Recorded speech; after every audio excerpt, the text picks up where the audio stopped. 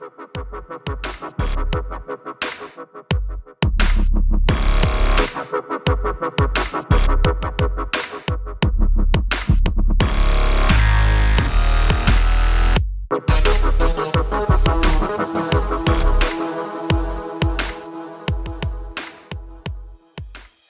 you have made painfully clear what food makes you a donk or a child molester.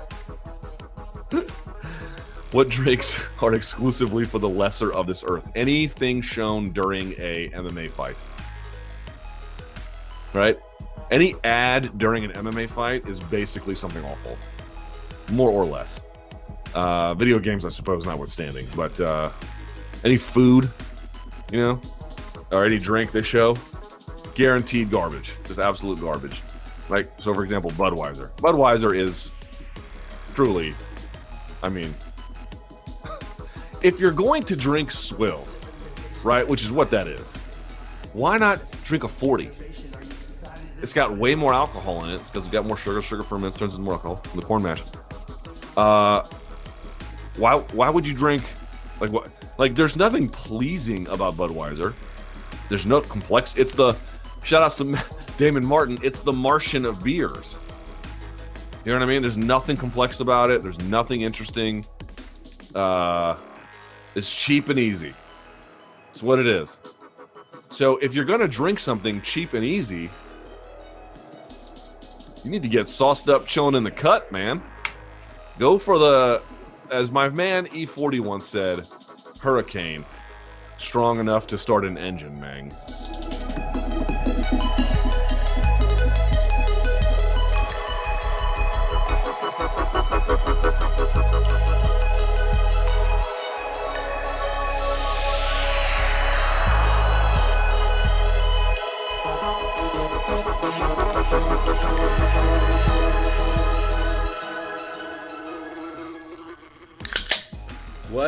What up, everybody?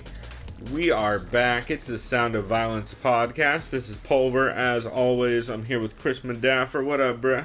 Doing well. Very, very well. Nice, dude. Well, yeah. we are on one of those rare, I guess first I should say, if you guys haven't heard the podcast before, we're a fucking weird podcast that discusses MMA podcasts that you should be listening to. We also break down the most recent card and talk about any upcoming fights. Which leads me into my point. No UFC fights this weekend. Yeah, nope. One of the rare weekends out of the year. Yeah, I mean, not to say there's no MMA, though. There's quite a bit, actually. Just no actual official UFC card. Actually, as I speak, we have a Bellator card playing in the background, which is fucking tape delayed, and someone on the UG spoiled it for me. But anyway, why don't we go ahead and jump into the format. Why don't we get into some of the podcasts we've been listening to? So I listened to a handful of podcasts this week, but not as many as I meant to get to. It was one of those weeks where I feel like I listened to a lot of long podcasts, but I didn't necessarily get to a lot of them. Yeah, that's how it was for me too. I listened, I think, about 4 or 5 total, and took just a bunch of notes on some of them that had like one-on-one interviews with specific fighters. Nice. And since we're watching Bellator go on right now, the first one I got to was Heavy Hands. They do have, I don't know if it's new, but this thing called Vivisection. Yeah, that was the Vivisection is a segment that Connor Rebush and Zane Simon did for, I don't know if they still do, for MMA Nation. Nope. Yeah? I think they're in the MMA Nation feed, if you subscribe to that podcast feed of all the MMA Nation stuff. But anyway, they basically just go through and break down the card. It's kind of like how the Sherdog Network does their Sherdog Radio roundtables. Yeah. Which are, basically they just break down the card one by one. But it's cool hearing Connor in that long format like that. Yeah, it was Zane Simon was on there. Yep. I think Connor was there. I don't know if Connor was there. No, because Connor, it was someone named Eddie and another guy. This dude with like long hair, like a goatee or something, and then this other dude, this black dude who had like one of those like Turkish hats on. You know what I'm saying? Or like from Morocco. Oh shit! But, yeah, the Fez. So it is a. Oh man, I got really distracted. Sorry. So the they actually did a podcast that I just listened to, the MMA Depressed Us, that I'll talk to you about in a bit. But yeah, actually Connor is out this week doing something on vacation or something. I don't know. So Yeah, I believe it was Phil McKenzie is the British guy you're thinking of. Yeah. And then basically the notes I put is they were discussing their predictions for the Bellator card, which you're watching the tape delay of right now. They said they were talking about Baby Slice going to beat Griffin unanimously, and should we just say what happened since we saw it? I mean, yeah, this will come out afterward. So, Baby Slice just straight ground and pounded some dude super bad. It was, the guy, it was his pro debut, which I would need to see his amateur record. Yeah, but it makes sense that they put him against an 0-1 guy in Baby Slice, but then again, Baby Slice has a good team behind him. Yeah, and he's been training for a long time, and Bellator kind of likes mismatches, so I don't know. The guy was a little competitive, but he was getting bombed on for most of that fight. Yeah, they didn't mention this fight with O'Hore, and I can't remember this guy's name. O'Hore is fighting? Yeah, O'Hore is fighting right now. He's beating up someone really bad. Or is he the one getting beat up? No, I think O'Hore is the guy who's beating up the other guy. Oh, Lahore. Oh, it's Lahore. No, I don't know what it actually is, because that's actually a fucking, who knows? I don't know how to say the guy's name. Anyway, some random dude in Bellator. They also said Czech Congo, who I don't think has fought yet because we would have seen him probably, is going to guarantee knee his opponent Sakai in the balls, and then he will get decisioned, apparently. Another person named Linton Vassell or Linton Vassell who's taking on Liam McGeary. That'll be a fun fight. They said McGeary should get a decision because if you get taken down by a 41-year-old Tito Ortiz, wow. That was their logic in that. One of them, I think it was a guy with a hat, and he says he likes Vassell or Vassell by a TKO or something like that. I don't really know shit about the guy Linton Vassell though. I know I've seen McGeary fight a couple times. He's a really lanky, long fighter. Yeah, Linton Vassell's been around for a while and has been. He's just a tough motherfucker. He reminds me kind of like a Carlos Newton style almost. Oh, and that's what they mentioned too. Wrestler. I mentioned both of these guys. I think about Carlos Newton. Yeah. Oh, that's funny. We're talking about their takedown defense, and then for the main event, which you'll be watching probably soon, I guess. Paul Daly has a large reach disadvantage. They said they basically give him a puncher's chance, but they think Rory is too well-rounded. They said even though Rory's in a long layoff, his last two fights were against killers like Wonderboy and Lawler. So, yeah, point. Yeah, I know what happens in this fight, so I'm not going to say anything. But okay, yes. Cool. Yeah, if I were to just choose, I would just say I think Rory's going to destroy Daly, probably wrestle him and just probably ground and pound, I guess, because he probably doesn't want to get his nose clipped. Because I know Daly's got that punching power, that cross. That is definitely one of the main options for the way this fight could go. Okay. It was either going to be that or Rory gets blasted in the face by a knee or like some cross. Or by a crazy like hook or something. Yeah. So there was that. Want me to get to Morningwood? Finally, I know they just had their third week in a row. Yeah, go ahead. Yeah, Morningwood with Deez Nuts. With for those who don't know or haven't listened, it's with current welterweight champion of the UFC, Tyron Woodley, and one of his buddies, and I know Dean Thomas coaches in Florida, so I get. He's still part of his team, from American Top Team. One of the quotes I thought was interesting. Tyron said, "If you have your self-worth, no one can tell you who you are or what you should do." It's kind of basically talking about keyboard warriors. You know how it is. Shocking. Anyone really? Wait, you mean a podcast with fighters on it talking about keyboard warriors? I've never. Exactly. Yeah, we hear that pretty much every week. Uncharted territory. Oh yeah. Every week. I hear that like 8 times a week. Yeah. I have like 8 more podcasts I could say they said that in this week. He was talking about Damian Maia will most likely be the next fight once it's offered, but he said GSP and Nick Diaz sounds fun too. Realistically, that's not going to happen, so I'm looking forward to him fighting Damian Maia. Yep. I'd say he's probably going to fight him in August, probably 215, probably be the co-main or main. Probably. Dana was saying it's probably be in Seattle, apparently, 215. That'd be cool. So that should be neat. Dean was talking about how American Top Team went 3-4-1 in their fights at 211, but Joanna held her belt and reigned supreme. Yep. Plus the one was really fucking weird. Oh. Shouts out to Eddie Alvarez. Yes, that's right. Because of Dustin Poirier getting illegally kneed in the head. They called it a no contest, but Eddie Alvarez should have been disqualified, I believe, right? That should have been a DQ? Oh, yeah, super DQ. Yeah. He fucking hit him twice when he was hell grounded. So there's that. They talked about the main event. They said JDS Junior Dos Santos' biggest weakness is backing up too much against the cage. They said Stipe's too talented of a boxer and a pressure fighter for opponent to ever risk backing up against Cage. And they said Stipe's the kind of guy, if you allow Stipe to pressure, you're just going to get knocked out every time. Exactly. Or if you sprint at him with your chin in the air. Yes. That too. They were just saying JDS should have pressured more. They're disappointed. Tyron thought Masvidal was going to stop Maia via his hand speed and boxing angles. So did me and you both. Yeah. But he said Masvidal went wrong because he should have focused on shooting on angles where Maia couldn't go for the back, I guess. I think he was talking about going for like some sort of uppercut transition to like a single leg, or I can't remember what he was. I think he was talking about like a feint to a single leg or something like that. I didn't really catch what he was trying to say. Dean, as a coach of one of Masvidal's coaches, he said he thought Masvidal should have used his hand speed and kicks to control the range and then cause angles so that Maia couldn't shoot. Yeah, and not engage nearly as much in the grab. And then Tyron is basically saying Masvidal underestimated Maia's shots, and they said 4 seconds with Maia is too long.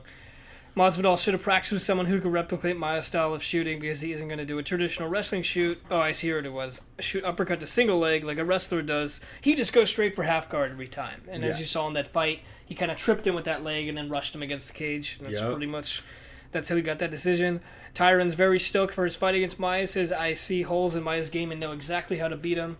Very good matchup stylistically for Tyron. I agree. I think so too. Unfortunately although to be fair, Damian Maia always has a chance. Oh yes. Like if you fuck up one time, he will win. Yeah, ask Condit. Yeah, ask anyone. Ask a lot of people. To be fair. And then they basically, their guest was Joanna Champion. Yep. They're praising her. They both basically say as of now they think she's the female GOAT, but they were giving props to Ronda Rousey for kind of getting the ball rolling for women's MMA, which sure. I agree 100%. She's always going to be a pioneer in that respect. They said Andrade was throwing her looping hooks from too far out, which allowed Joanna to counter easily before Andrade could reset. When Joanna was on, she says she always feels shy when people call her the GOAT. Says she loves her new home at ATT, feels it's her permanent camp. She wants to make people happy and be remembered as a legend. It's her main goal. She feels her toughest opponent by far is Claudia Gadelha stylistically. I could see that, like just because it's a weird matchup for her. Yeah. And then Tyron was talking about George St. Pierre, and he thinks he is the GOAT because of his level of talent that he's fought, and he consistently fought the best people at the time when he was champion. Also, Tyron's trying to fucking angle for a fight with GSP still, so... Yeah. And Tyron says, I have to step up my game if I ever want to surpass GSP as greatest welterweight of time. Yes, you do, but just keep winning. So does everyone, yeah. And then they were talking about the marketing out to the urban communities who don't watch MMA. They're just saying MMA promotions, they currently think it's a burden possibly to attempt to branch out market to other communities. Not saying they don't want to. They're just saying it'd be nice if they had like people in urban communities being more involved in MMA. And they make a really good point. I agree. For sure. So I mean, yeah, he's been saying that for a while, where he said I believe he always says they don't know how to capture the black market. Yeah. Is how he or the either urban way, market. It was a solid episode of Morning Wood. Glad I got to hear them again. Dope, dude. Yeah, speaking of Jorge Masvidal, I actually heard Jorge Masvidal on Robin Black's podcast. Oh, cool. He's starting to do these podcasts where he does a shuttle ride back to the airport with whoever, or like back to the hotel or whatever. Idea. Yeah, so he just sits with them and talks for like whatever it is, 10 minutes or whatever about just bullshit. For this one, he talked to Jorge about the fight and like about like what Jorge thought about what went down and how he thought he could have done better and all just generic kind of follow up stuff. And then later they actually went to a restaurant and got sued, and Robin got some crazy fucking giant drink that came with a 24-ounce beer also. Oh my. Which is ridiculous. And it was just super goofy. Let's see, what was my other notes on this? They talked a lot about... Jorge talked about how he's not into booze, but how he's super into weed. Well, there you go. I think that's a smart decision. Totally makes sense. They went to brunch at the Anvil Pub in Texas, because evidently Robin Black's wife said it was legit. I don't know. Seemed weird. They also... Jorge talked about his cheat meals, which he's infamous for, and how eating 2 boxes of Krispy Kreme is, like, regular. Dude, I can't even get through, like, 2 of those donuts. I don't know. Too much sugar for me, man. I don't know. Yeah, I hear you. And then they also went... Oh, they mostly just talked about whatever bomb food they got. And they were joking about Jorge Masvidal starting a food critic show where he just, like, fucking glares at people and is like, it's okay. I would like that. Pretty fucking funny. It would be like man versus food, but more like man versus people watching me eat. Exactly. Yeah. Or he just glares at people and is like, you're alright. Let's see. Ron Black also did a podcast with Mike Brown right before 211, where Mike Brown was hanging out drinking some red wine with him. Oh, great. Just fucking hilarious. This picture of fucking Mike Brown just hanging out drinking red wine. It's not how I would have seen that going. He made some interesting points about how the sport's evolving and just talking about how just the takedown game has evolved, the rule, like the gamesmanship of like playing the hands down game and just the rules and everything have changed. It's just interesting to hear Mike Brown's take on it since he's been around since, he was beating the shit out of Faber back in WEC, like way back in the day. And he's just a bad motherfucker in general and a great coach. So that was cool. Robin's been doing a lot more podcasts like that. He put out like fucking 30 podcasts this week. A lot of them are like 10, 15 minutes. But he's definitely talented to do all. He's a smart guy. He put out a ton more that I didn't even get to. John Anik, Mark Henry, Kevin Lee, Alex Caceres, Kevin Gastelum, Megan O'Leary. Those are a shitload of good guests. That's all within like a day or two. He's just been putting out a ton of fucking content. So go ahead. I was going to say, did you say Megan O'Leary? That's kind of interesting. Yeah. People interviewing other journalists and media members. I think he was just hanging out with her and he just wanted to talk about, like, whatever. That's probably Joseph Benavidez. Yeah, bullshit. And his injury. Didn't he just hurt himself, Joby one? Well, maybe. Yeah. Oh, yeah. He did hurt himself. He just pulled out, yeah. That's why they said it's even more difficult now for Mighty Mouse to find an opponent, and that's why TJ... Yeah, that's the one I kept pulling for was Joby one. Anyways... Or do you want me to get to one? Yeah, what was another one you listened to? Of course, I listened to the MMA Fortnight again, but nowadays I'm just kind of handpicking as far as who I would listen to. There's a lot of fucking just chitter chatter. I chose from one. Ariel I chose Roy McDonald. Yeah, that's a good one. He was basically saying he heard too. He beat both Woodley and Maia, so he enforces his own belief in himself that he's the best welterweight in the world. He just has to go out there and prove it. Yep. I like that in a fighter. He says the reason why Larkin got a title shot before him is because of timing. I agree. Yep. Doesn't know what's going on with Paul Daly because he's been really quiet and hasn't been talking any smack. Yeah, that's very unlike Paul Daly. Yeah, it is. Although, I will say that after this Bellator card, Paul Daly does all kinds of fucking smack talking. Which I'm going to tell you right now, might or might not have anything to do with the result of that fight. Okay, we'll see. That could go in any direction. You don't even know which direction it's headed. If he's going to smack talk, I'm just going to assume he calls someone out. So that's all. He definitely does that. Okay, well, that should be fun. He says he's very well prepared to be in this limelight situation because past main events experience, of course. So he's actually making less money for this fight because he didn't seek additional banners or sponsors. For this fight, he is sponsored by Monster. He said something about Reebok being loyal to him even though the deal had expired or something like that when he signed a Bellator. Well, no, right? So they stuck with him even after he went to Bellator, but once the deal expired, they basically were just like, hey, listen, we can't renew it. That makes sense. Which makes sense, but... What else did you have? I've got a ton more. Nice. Let's see. Derek Lewis was on MMA Junkie Radio. Oh, actually, you know what? Speaking of MMA Hour, before I get to that, JJ also was on. She talked about that coach leaving ATT. Oh, how some people were giving Ariel shit like, you made her cry, even though he literally asked a legitimate question. Yeah, and it's like, also, what the fuck, man? Journalists aren't supposed to be like babying people's feelings. It's definitely not how journalism works. Even if Joanna's very nice. Let's see. Francis Ngannou was on talking about moving to Vegas and wanting a shot at the title. He says he wants Kane, right? Yeah, he wants Kane, but he also says he wants a shot at the title. Well, I mean, if he beats Kane, he'll fucking get that shot. I mean, he might get the shot either way, depending on if Kane's still dead.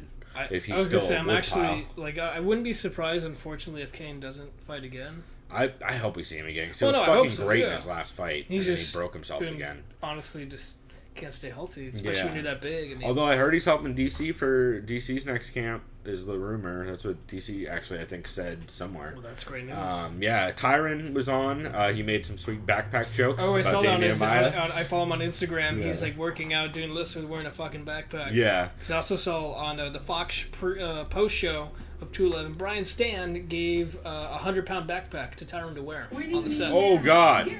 Sorry about that. Say that again? On the post-show, 211 show on Fox, Brian Stan gave Tyron a 100-pound backpack. It's like, here, I want you to start practicing now. And it was a pretty great moment because it was live. That sounds about right. Yeah. It's pretty good. God, DC is underrated funny. No, it was Brian. Oh, was it Brian Stan? Stan, yeah. That's fucking even funnier because Stan does not make jokes. No, I know. Let's see. Oh, the only other person that was on that I wrote notes on was Herb Dean came on to break down the 211 stoppage for Eddie Alvarez, Dustin Poirier. Also, I'll have a link in the description for this week. He tweeted out a chart that he gives out in his referee classes that's like a flow chart of how to handle certain situations as a ref. So, like, it's like a fucking comprehensive, like, if this, then that, like, and/or gate style flow chart. And it's super interesting, and it's something that I'm surprised has never actually made the rounds before. But it's on Herb Dean's website, and I'll have a link for it in the description. But I thought that was very neat of him. And then I mentioned Derek Lewis is on MMA Junkie this week. They just talked about a bunch of bullshit, like always. He's hilarious. They talked about airplanes and how he fucking hates them. They talked about his upcoming fight with Mark Hunt.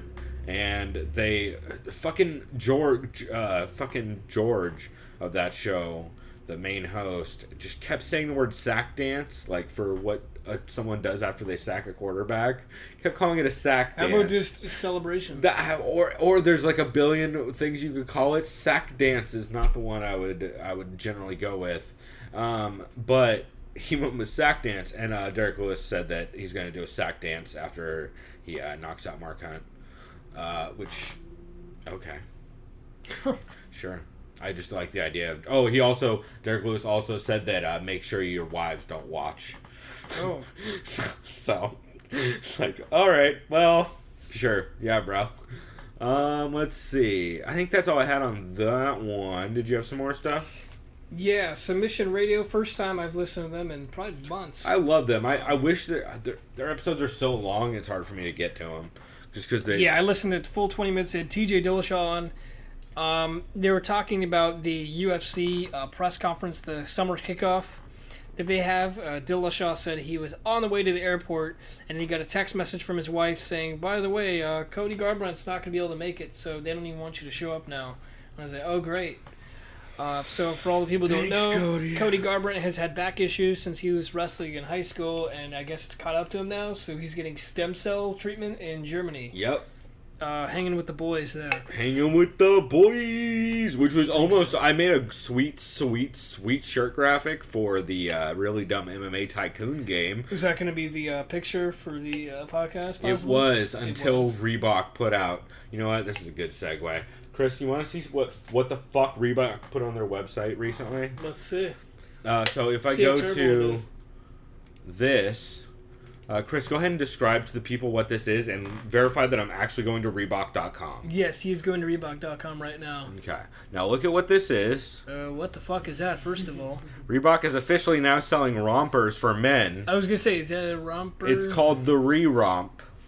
Oh, and this is not a fucking fake website. This is a super real thing on their actual fucking website. The Re-Romp. Wait, look at this. Look, oh, 100% bro wears close to the body and moves with you. Oh, don't it gets so much better. One piece silhouette to keep your street style look on trend. Stash pockets for your shades.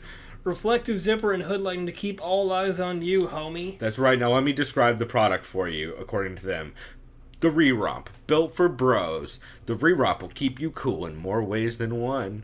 Made with active chill technology, of course with no E in active, and a reflective zipper, this romper combines the benefits of an active life and effortless style. Can I say active again? Embrace the season's coolest new trend, paired perfectly with classic leathers. I think at this point Reebok's just trolling us. I fucking feel like it, man. And you like how they got someone that's supposed to maybe look like Cristiano Ronaldo, possibly, even though he would never want to ever be involved with Reebok. Also, I like how they just have fucking sketches on their website of ideas. Yeah, and not an actual fucking photo. Yeah, let me buy $89 because that sketch really fucking got to me. Yeah, do you see how there's little sketches of pockets? Does it come in pockets? sketch color too, black and white? Oh my god. So this is our artwork for the week, and it's fucking upsetting. Reebok is out of their goddamn mind. It's just real upsetting. So anyway, sorry, go back to Submission Radio. I just had to bring that was totally worth the interruption. It's so fucking... Someone posted on the Underground, and I was like, oh, this is a really shitty Photoshop. And then I clicked the link, and it was actually a real Reebok link. And I was like, oh, no, we've gone too far as a people. Yeah, this is bad. It's not good. Anyways, TJ was talking about, unfortunately, his fight against Garbrandt is possibly in jeopardy. He was discussing if he can't fight at UFC 213. Was it 13 they were fighting at, or 14? I think it was 14, actually.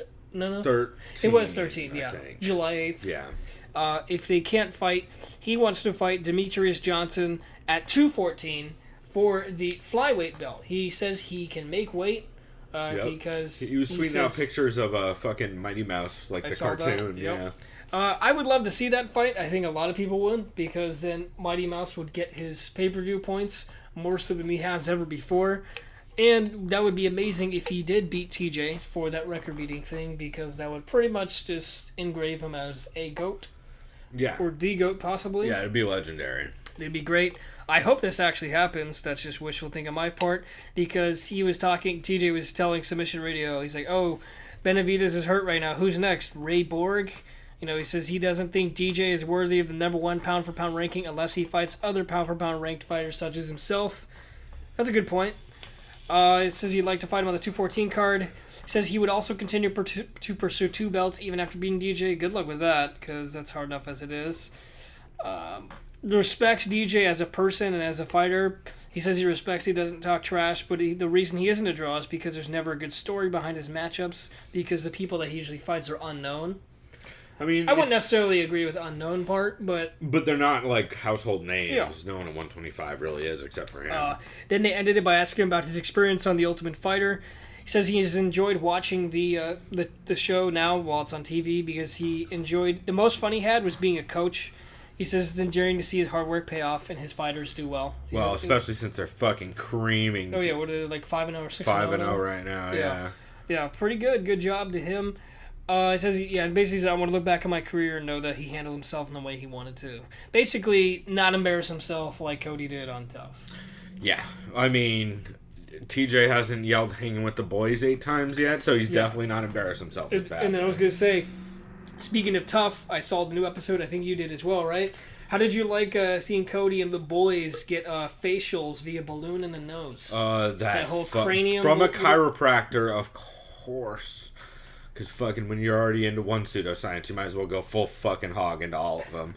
Yeah. No, it's such bullshit. There's a great thread on the UG. I feel like there's a health risk almost. It what if you get that balloon stuck in your nose? He wasn't sterilizing anything. Yeah, no. It's fucking, you're just sticking foreign objects in your sinuses. Like, shit ain't gonna go bad for you. It's a terrible fucking I feel like plan. at some point it's going to rupture someone's septum or something like that, or fuck something. It won't even do that. It'll probably, like, the worst thing is it'll give him a super bad sinus infection, probably. That too. But yeah, really fucking dumb also, and super not. Spoilers for Tough. If you haven't watched the new episode of Tough, I guess plug your ears. Hyder Hassan lost to his teammate, who he fought, Diego Lima. Yep. Diego Lima came out looking fucking pretty good. I thought it was a competitive fight. It was. It was back and forth, but Diego Lima looked sharp. He looked sharp. That's all I had to say about Tough. And that's actually all I listened to, because I also had a bunch of shitload of miscellaneous notes that I was kind of discussing with you before. Perfect. Well, I got some more stuff to go through. Cool. Oh god, Jason Mayhem Miller was on fucking MMA Roasted this week. Is he sober right now? Like, is he okay? Maybe.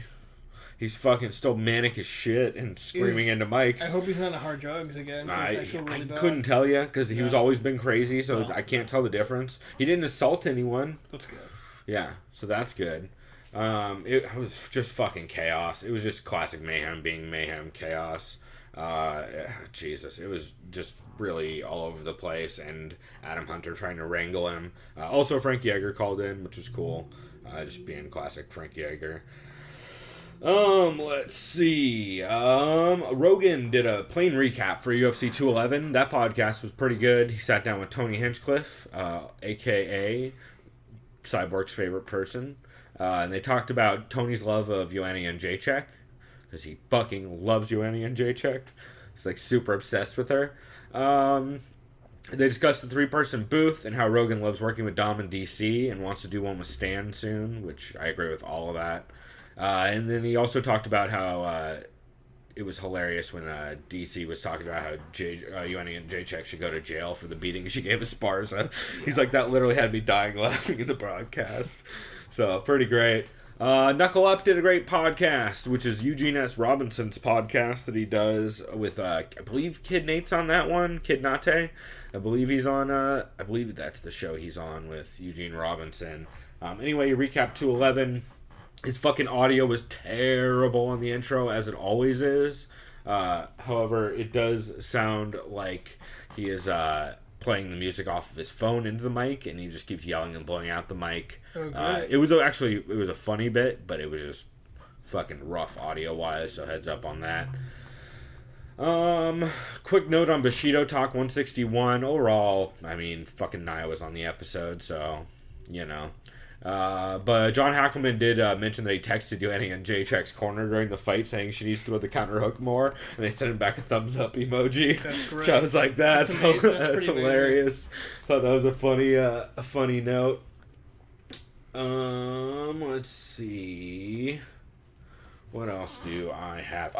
Punch Drunk Sports. I'm still not caught up yet. However, Ari Shafir is back from fucking kid fucking or wherever he was. He was in like Vietnam and Thailand for like a couple months, just like traveling all over and shit, staying in hostels. That sounds fun. Yeah, but there was a lot of kid fucking jokes on that. I was gonna say episode. That's kind of weird, but all right. Well, I mean, if a comedian goes to Vietnam for like 3 months, and he comes back on the show with his comedian buddies who already make gay sex jokes the entire time. Well, yeah, that's a kid fucking joke. Comedians are gonna comedian. Well, especially Comedy Store guys. Yeah. But yeah, pretty funny hearing him back. And they're still trying to set up a fight between Sam Tripoli and Ari Shafir at Ellis Mania.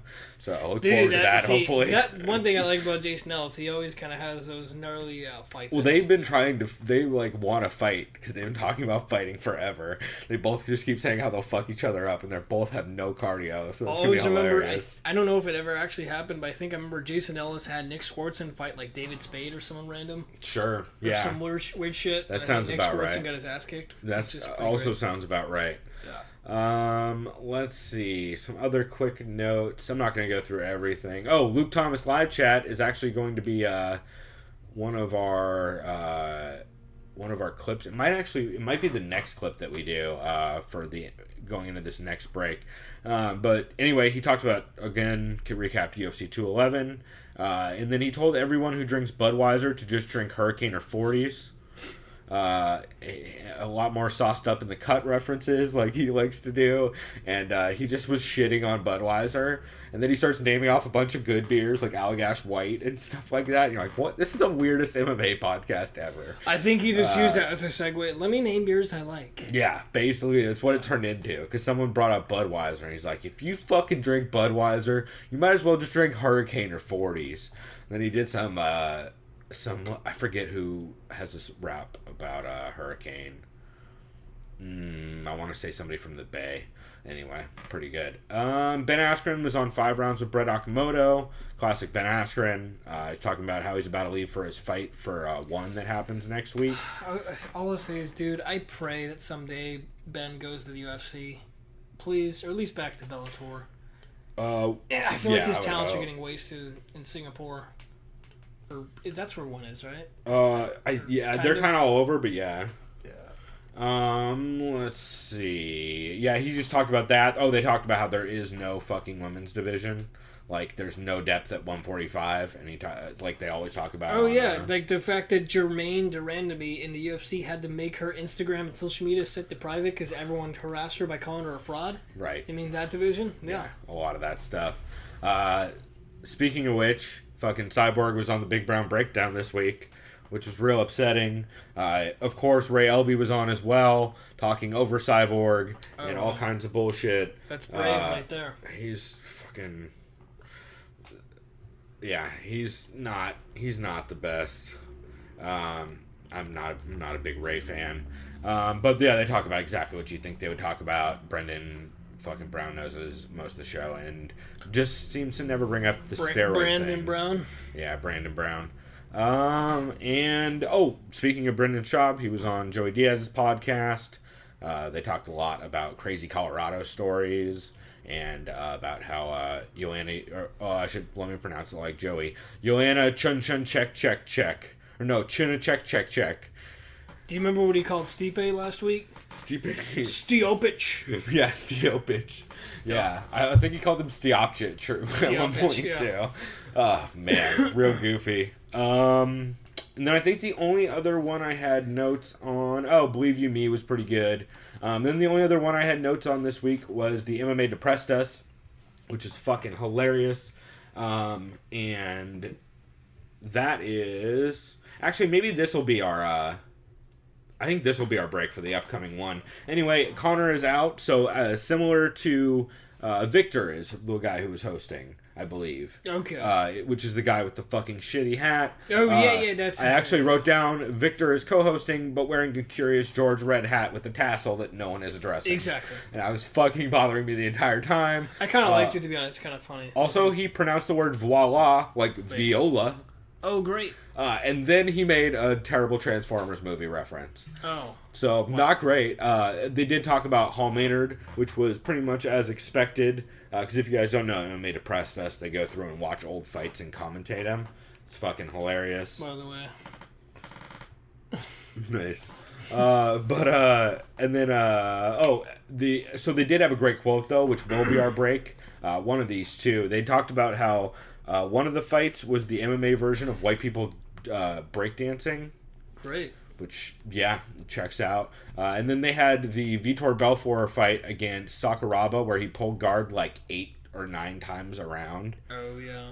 And at one point they said Vitor isn't even pulling guard anymore. It's really more of a come hither, lie down.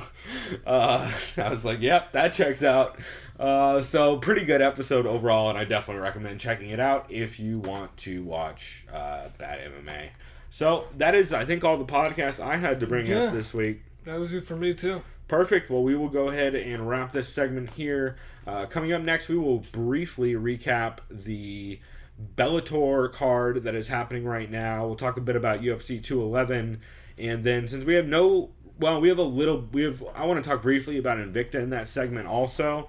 And then that's going to be it for us for this week. However, we are going to put out a second episode. It's going to be our commentary for the movie Here Comes the Boom with our buddy that I'm not sure what we're calling him yet, so we'll just refer to him as our buddy at this point. Mr. G, right? I think he said he hates that name. Well, that's why we need to stick with that. Okay, we might have to call him Mr. That's G. the point.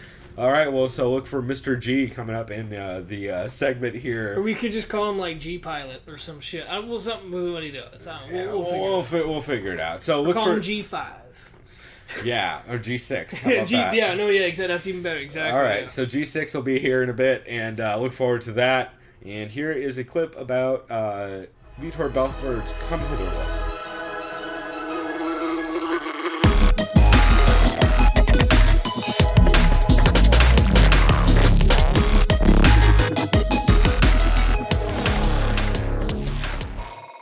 The next time Vitor dropped, it should just be like he should just be pulling his pants down as he goes down. Because it's like, every one of these guards, like, it's not a guard pull. It's really not.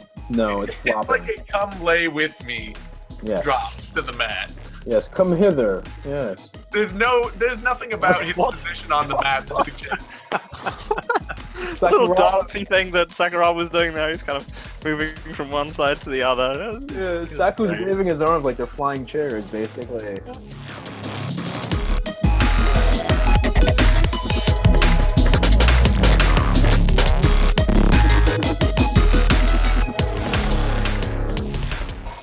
Alright, we are back, and we have our buddy who is going to be doing our commentary with us in the next segment. G6 in the building is G6. what we're officially calling him.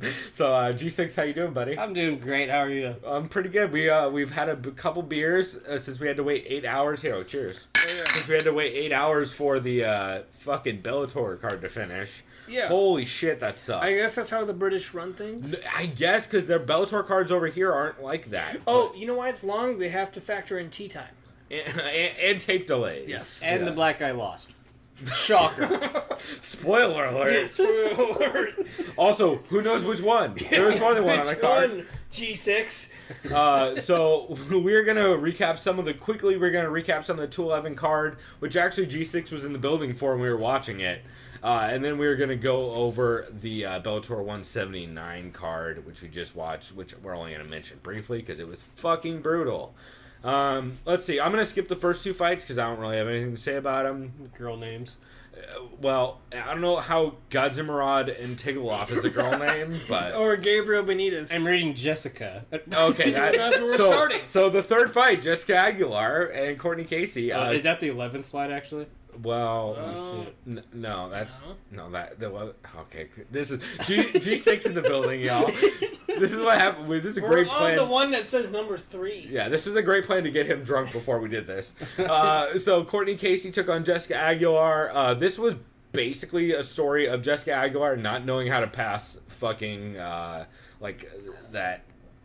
Stack guard position. She basically just got up kicked and knee kicked to death. Wait, was this Courtney Casey beating her on the ground? I thought she was beating her on the stand up. Both. Right? She was beating her on the stand up, and then Jessica Aguilar would get a takedown, and then Courtney Casey would just beat the shit out of her knees and her face with up kicks and knee Sounds like strikes. Courtney.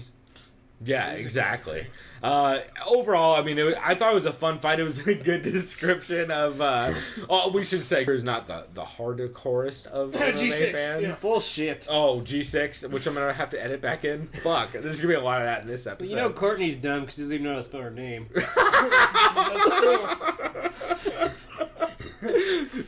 Well, she did get the win, so she's at least bright enough for that. We're gonna go ahead and go on to the next fight. James Vick took on Marco Polo Reyes. James Vick, who I don't know how he makes 155. I don't either, 6'3". but he's murdering men at that weight class. The entire fight, if you watch it back, James Vick keeps measuring the distance every time Marco Polo Reyes steps in and throws that overhand. And every time you see him measuring that distance and slipping outside, kind of like a Deez style where you just raise the shoulder and you slip your head back. And he just constantly measured him until he started finding the range, and then he blasted him with that check hook, and then as Polo Reyes was stepping back, banged him with that right hand and When you put say him down. check hook, do you mean Czech Republic? No, I mean check as in you're like checking their momentum. Oh. So it's a short, tight hook from the lead hand. So not like a weak ass hook. No, it's short, tight hook from the It's lead more or hand. less like your anticipating. It's like a less striking. squatty Czech version. people suck. So when you kind of pull up, while they're gonna strike, they don't strike it, and that's what you get them. It causes an opening. Yep, this all, as I was gonna say, yeah, this all checks out for sure. Chase Sherman Sounds versus hot. yeah. Chase Sherman versus Rashad Coulter. Oh, by the way, Chase the Vanilla Gorilla Sherman versus Rashad Daywalker Coulter. Or Rashad Terrible Tattoo Coulter, as I like to call him. Yes. They're real bad. So this was a slobber knocker, straight up. Chase Sherman, they just beat the fuck out of each other. It was a Rocky fight. Dude, Rashad just got banged with low kicks the entire time. And then eventually Chase Sherman was able to put enough heat on him that he caught him with that elbow and put him out hard. It was pretty bad. It was ugly. It was almost like Rashad Evans style, like going out hard against the fence. Hit him with his weenus. There's gonna be so much editing involved in this episode. As we all, well, to be fair, I guess the elbow, that's part of the skin on the elbow. Weenus, yeah, that's what I hit him with, right? It does check out A limp ass weenus. Check weenus. It wasn't. Okay. This is perfect. This is quite a recap. Also, we should mention, since the laughing is not going to stop, Karen is the girlfriend is also in the house. She is sitting She's in. from the Czech Republic. Yeah, We're working things out. yeah. Struggle's real. I've had to keep Granger from fighting her the entire time. Maybe get born somewhere else. Yeah, get born. Hey, easy, Trump. Okay, I'm sorry. All right. That's all right. Hey. I didn't vote for Trump. I voted for Jack. For who? Voting for who? Jack? Who the fuck is Jack? Jack in the Box? Okay. Great. The bumper sticker? For his new chicken sandwich. Don't blame me. I voted for Jack. Okay. This is fucking off the rails. Jason Knight and Chaz Skelly The Trailer Park Boys, as you might call them. Definitely Battle of the Rednecks for sure. Jason Knight, for the first round, Chad Skelly was kind of able to hit him. It was a good grappling match, man, for the first one. Well, that was the thing, is they had so many fucking wild scrambles that eventually Chad Skelly just gassed and wasn't able to keep up with the pace of Jason Knight. And Jason Knight just kept that pressure and kept throwing long, hard shots and eventually got Chad Skelly out of there in the third round. Some of the transitions in that fight were so fucking rad. I was impressed, man, especially with Jason Knight. Like, he kind of looks skinny as a twig. I mean, obviously he's an athletic guy, very good on the ground, has good stand-up. Did you see who he called out, by the way, after that fight? Not in an interview. I don't remember. Artem Lobov. Perfect. Yeah, thank That's you. exactly who I want to see him fight. All I'm going to say is thank you, please. Yeah. So... moving on, Dustin Poirier, Eddie Alvarez. I actually just rewatched this fight. This is as I was just getting to Chris's pad for the fights. And Dustin Poirier and Eddie Alvarez was a fucking scrap, dude.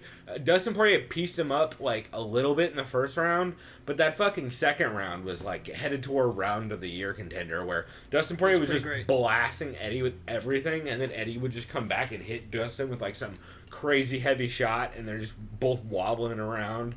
Eddie got fucking kicked straight up in the head and just kept walking forward like a zombie. It was wild. And then, unfortunately, in the midst of Eddie Alvarez trying to recover, got like a half takedown on Dustin Poirier up against fence. And Dustin went to post and stand up, and Eddie blasted him with knees. And it was ruled a no contest. That shit was not a DQ. It's a DQ. Yeah. Like, those were clearly illegal. Of course, the fight that was ruled no contest was done by Herb Dean. Okay, Herb. Go back to Jamaica. He's a respectable man. Smoke some more weed. I'm sure it was a contest. I watched it. It was a contest. I watched it. I'm gonna go ahead and leave that one there. I'm just gonna go with Dustin Poirier as the winner because he's to the left, and that's where all the winners are. You fucking leftist. Eddie Alvarez is on the right, even though it says no contest. And he's paired with all the losers. No contest or no chance? Okay, well, I don't know. Agree to disagree. Perfect. So David Branch took on Krzysztof Jotko. This fight went exactly how we all thought it was going to go. David Branch, scrappy wrestling decision, split. I thought David Branch got it, but then again, I generally lean towards wrestlers, so what are you going to do? Frankie Edgar took on Yair Rodriguez. This was a mollywhopping. This is the one where, remember the dude's eye looked like an alien? Yeah, remember his whole... this was last Friday? Yeah. Yeah, I thought we just watched this stuff. No. Well, we just watched that stuff, like, maybe... We're going to talk about that in a minute. Oh, okay. Yeah, that guy's eye was all fucked. Yeah, you remember that, yeah. It was real bad. He tried. Again, exactly how we talked about that fight going. Yair, or Frankie just gets on top of Yair and elbows him in the face until it's not okay anymore for Yair. Pretty straightforward victory. I was surprised Yair wasn't never worked to stand up against the cage the entire time. He would just get stuck against the cage like it's fucking 2004 and you're fighting Tito Ortiz. And he's trying to elbow on top of the head. It was just it was not my favorite. So good, amazing performance by Frankie Edgar though, and shouts out to that dude getting the win. Damian Maia took on Jorge Masvidal. We both thought Jorge was going to win. I thought so, and he man. was piecing him up. It was a split decision for a reason. It was a pretty close fight. Jorge did the most damage, but Damian had the best positions, and overall, I feel like definitely got that decision. I don't think the split decision was accurate at all. I think Jorge won one of those. We both like, well, Damian's going to win, and once we heard the name, we're like, oh, it's split, but let's pray that it's Damian. Like, I like Jorge, but come on. Yeah, it should have gone to Damian, and it did. Joanna and Jacek took on Jessica Andrade in a fucking one-sided As Joe Rogan kept mollywhopping. calling Andrade the bulldog, which is pretty accurate, though, because she charged forward and takes damage and keeps on swinging. Yep, she just got mollywopped by Joanna. She was able to stay on the outside and just I pick saw her a thing, apart. too, on Reddit. Every round, it was usually Joanna had 42 strikes, like Jessica's 17. Like each fucking round. She was like tripling that's her nuts. fucking output every round. It was insane. I disagree with this match. What part about it? Well, Jacek, she's a Czech. And Andrade... Okay, we have established your hatred of the Czech people. But she's Polish. She is and also, Polish. you know what? Yeah. I don't think that's how you pronounce her name. There's a Z in there. There's like... Wait. Right now, let's have G6 two pronounce... Zs. Here, G6, go ahead and pronounce her name G6, go ahead and pronounce her it. name. Just do it right now, as you would read it. Fucking... Jed Rizej Sick. There you go. Perfect. I guess first. that's pretty close, huh? Yeah, Jedrzejczyk. Yeah, it's only it's only young check. Yeah, you nailed it. So that's our recap of that fight. And lastly, we have the main event. Stipe Miocic beat the living shit out of Junior Dos Santos. Junior Dos Santos laying those fucking dope low those calf leg kicks. were working. Dude, those calf kicks were brutal. And then Stipe just kind of went like, fuck this shit. He said, and oh no, I walked need to forward and run. punched him. Shake this off, you know? Yeah, and Junior, as always, back straight up to the fence and put his hands down while circling out and got mollywopped. Dude, I remember too when I watched that, I almost felt like there was a delayed sound. Once he hit him in the jaw, it was like a, you know what I mean? You could fucking hear that, right? Yeah, it was exactly what I pretty much what I expected from Stipe, and I'm just impressed in general. So this is the thing. Who do you think Stipe should fight next? I think if Kane fights Francis, it should be Kane. It should be, but they won't do that. They're gonna do Kane versus Francis. Yeah, and if they do that, and I want them then to, it should be because the it'd be winner fun. of that. Fuck it. And you know what? I kind of like Francis. I know he's still inexperienced. I just like him based on his pure strength, man. I also would accept Derek Lewis if Derek Lewis too. beat Mark Hunt, because that'd be a fun one. But yeah, that was that card. This was a fucking crazy recap. Let's briefly mention how fucking awful this Bellator 179 tape So delay how many card hours was. do you think it took, Chris? About So 4? we started watching this at what? 6? I got here at 6. Yeah, it was on. Yeah. I believe main card started at 6. What time is it now? Now it's 9:07. It's 9:07, The main so- event ended about 8:40 something. Probably about 2.5 hours for 4 fights. Yeah.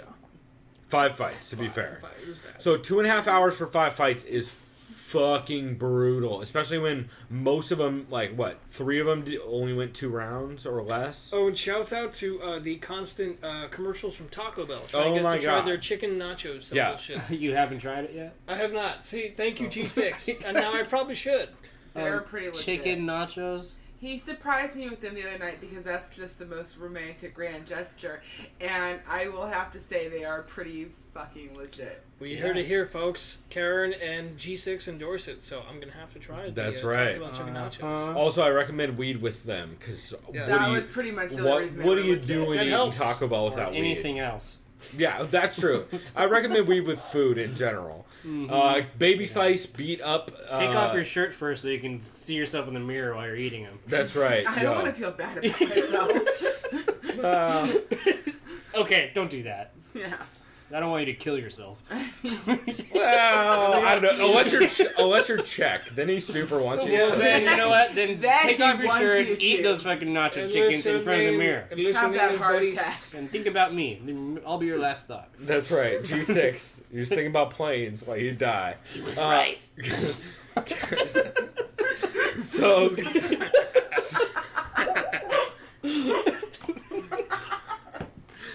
Okay, so well, we only have 4 more to get through, and then we're good, you guys. And then we can actually start this commentary. Baby Slice took on Daryl Griffin. This was a huge mismatch. Baby Slice beat the shit out of Daryl Griffin. By the way, why does he spell his name Dariel? I don't know. Because his parents were Doesn't it look like dyslexic. Where? That's a Dariel. Oh, probably a black guy, right? No, he's actually white. Oh, what? His parents were dyslexic. Yeah. That's a good point. They were probably Well, I don't like cousins. him. Perfect. Chad Congo took on Augusto Sakai in what is probably one of the worst fights I've seen Wait, this what year. about Alex the whore? I don't have anything to say about But I that. kept calling him. I didn't see the L. I kept calling him a whore. Yeah. Where? See the guy Alex Lahore? Alex the whore. When it showed the substance, I didn't see the L, so I was like, oh, Alex Lahore. That's weird, because I would think that Alex Lahore would be a white guy, and that He is a white Damn, guy. no, and that Dana was a pretty Darrell would white be name. a black guy, and it's opposite. I mean, it's opposite day in the Yeah. Bellator, I apparently. guess it's, Well, it is the 21st century. They are English, though. So. Oh, there you fucking go. You English. forget to remind My me of next these things. hatred. That was British. Oh, man. So, Czech Congo, Granger's least favorite person, took on Augusto Sakai. Actually, I like Czech Congo. Really? Yeah. You actually know who Czech Congo is, right? Yeah, I do. Yeah. He's black. I like him. Despite his like name your being, friends? despite the fact that his name is Czech and you've done nothing but shit on Czech people. Yeah, but he ain't Czech. Yeah, but he's not Okay, Czech. so it's He's a from the race. Congo. He just Clearly. likes writing shit. Congo guys, I'm cool with. Just making sure it's a racist thing and not a word thing. That's all I was checking. No, it's a racist thing. No comment. It's ironic that you're racist against not giant black dudes from the Congo. No, why would I be G6 is racist just if like, you I beat the shit out cannot of me? speculate. That's right. I'm So only racist to people that I can beat up. Sure. That's a good So you policy. can't beat up anybody from Congo. So I'm cutting so much of this.